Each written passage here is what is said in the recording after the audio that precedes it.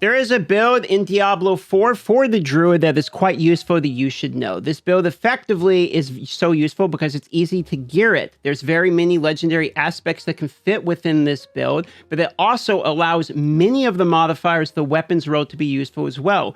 Very often there can be modifiers that are hard to get valid use out of, but the great thing about this build is almost all of the percentage damage related stats will modify some aspect of this build and will increase your damage. So as you're leveling, when you are constantly upgrading your gear, almost any of those pieces you put into this build are going to work. Now, there's a few key aspects that you need for this to work in its entirety, but very many legendary aspects can be slotted in or rotated around in order to make this build work properly. This build works off the fact that Werebear can be formed with earth skills, and we can use the modifiers plus the skill tree plus the way the weapons have modifiers in order to get us our big damage numbers. There's also an unlimited ramping ability with critical damage within this build that can get the numbers very, very high in the late game. So without further ado, let me explain how this build is going to work. Now, in terms of skills, the way this works is we're going to be using Earthen Bulwark, we are going to be using Trample, we're going to be using Hurricane, Grizzly Rage, Maul is the basic, and this is built around a pulverized core skill. Earthen Bulwark will not only give us Unstoppable, but will give us both a barrier as well as helping us fortify. The reason this is important is because Fortify is not only going to give us our Earth skills plus 2 ranks, and yes, this will actually increase Pulverize because of the aspect of your sign Horror, which makes Pulverize into an Earth skill. So when you're using Earthen Bulwark, you are getting Fortify, Barrier, and you are increasing your Earth rank skills. That is 3 modifiers with just 1 ability to increase damage already. The reason that's 3 modifiers is we're going to be using increasing damage while you have a barrier active. So having the barrier from Earthen Bulwark is now increasing our damage. We're getting the bonus Earth skills rank, and because of the aspect making Pulverize an Earth skill, this means Pulverize goes up in rank, increasing the overall damage. Now you're going to notice we use Grizzly Rage, and we're going to use aspect of the Trampled Earth. Trampled Earth is going to give us a landslide pillar, the effect that happens after we trample. So now we have 2 Earth skills correlated with 2 Werebear skills. So you can start to see how the modifiers are very synergistic. Now, speaking of synergy, look at the gloves. Our core skills will deal increased damage based upon our amount of Fortify. So once again, we have yet another way of synergistic modifiers for increased damage, and this is primarily for the core skill. Now, if you look at the pants, it's going to increase the duration of Earthen Bulwark, so we can have our Barrier and Fortify essentially up longer, and the boots are going to make Earth skills slow. Now, because both the Trample as well as the Pulverize will also count as Earth skills, this also means they will slow. One of the great things about this is many modifiers of weapons give you percentage damage bonus on slowed enemies, so this gives us additional ease of use when we go to equipping weapons. It is an easier opportunity for us to have useful percentage modifiers. We're also going to be using increased damage of skill deals 10 to 20% increased damage depending upon the row of available primary resource, and obviously the higher percentage will be for the full primary resource, and this is yet another modifier based upon the core skill. A few of these can be rotated out if you don't get them. For instance, both of the ones that give you bonus rank, and we haven't mentioned the chest plate yet, which when your Hurricane is active, you gain 2 ranks in your shapeshifting skills, which is also going to again count for Pulverize. So we have plus 4 ranks in Pulverize already. The great thing about the Hurricane is it also allows us to apply Vulnerable, which once again works with weapons because you can get percentage rows on weapons that will increase damage to vulnerable enemies. You can start to see how it becomes very easy to use almost any modifier on these weapons. We also have a slow on Hurricane itself. The reason this is important is we're going to be taking Crushing Earth, which gives bonus damage to slowed, stunned, immobilized, or knocked back enemies. So now that we have a slow applied on basically all of our damaging abilities, we're getting increased damage. Now, because we are using Earth skills, we're going to take additional Fortify from the crit, and we're also going to do that we have 12% increased Earth damage when we have over 50% maximum life. So these Earth-related skills are now buffing our Pulverize because of the aspect of Earth Sign Horror. It is a Earth-based skill.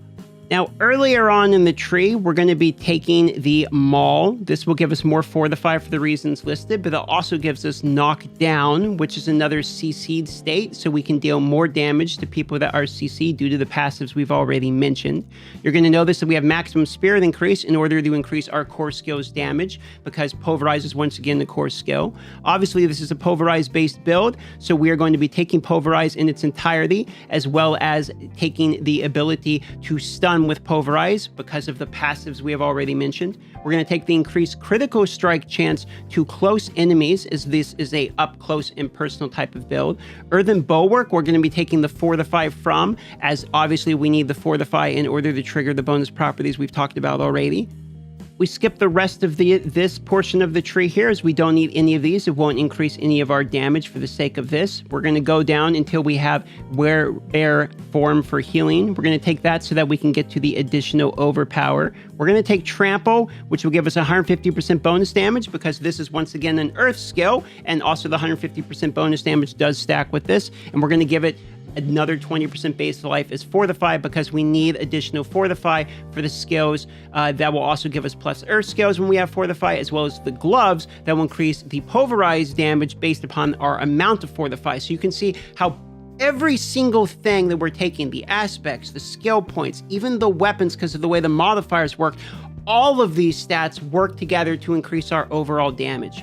As we scroll down a little bit farther on the skill tree here, you're going to notice that we're going to be taking the Nature Magic. Now, Nature Magic skills will also increase our damage to elites, and we're going to take that with Earth skills, increase damage to vulnerable. Once again, our abilities become Nature Magic as well as the Earth skills because of the modifiers we have, further increasing our damage with these passives. Now, we also take this all the way up to triple this bonus if an Earth skill is the next skill cast after a Storm skill, or a Storm skill is the next skill cast after an Earth skill, because we're using Hurricane to both proc vulnerable. This will also give us this double dip of give and take with Earthen Bulwark into Spirit, back and forth with the Pulverize. This will continually increase our damage. Now, for the legendary, we take Grizzly Rage. We're going to take this all the way. And the reason that we're going to take Grizzly Rage is because of the way the gear works for this. If we actually take the aspect of Raging Werebeast, it's going to increase the duration of it and increases our critical damage every time we critically strike. There is no cap to this, so we can continually ramp our Grizzly Rage damage as long as Grizzly Rage is up. In order to keep it up as long as possible, we will extend the duration of it by 25% through Calamity. If we look at the other Spirit Boon, we're also going to be reducing the cooldown of our ultimate with Lucky Hit with Calm Before the Storm.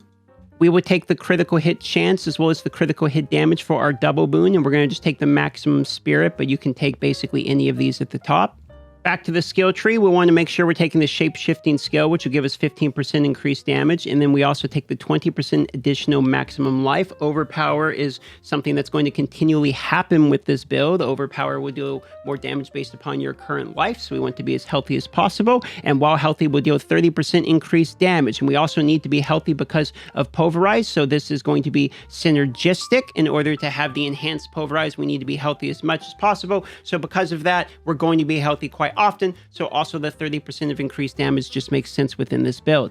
The great thing about this build is how often the abilities will work with the modifiers that can show up on weapons. For instance, critical strike damage versus crowd control can show up on weapon. That is one. Earth stats can show up on rings, etc. That will work. Werebear damage with Werebear will work as well. Damage versus crowd control, damage versus healthy will work for the one shot from the Pulverize, okay? Vulnerable damage will work. Overpowered damage will work, okay?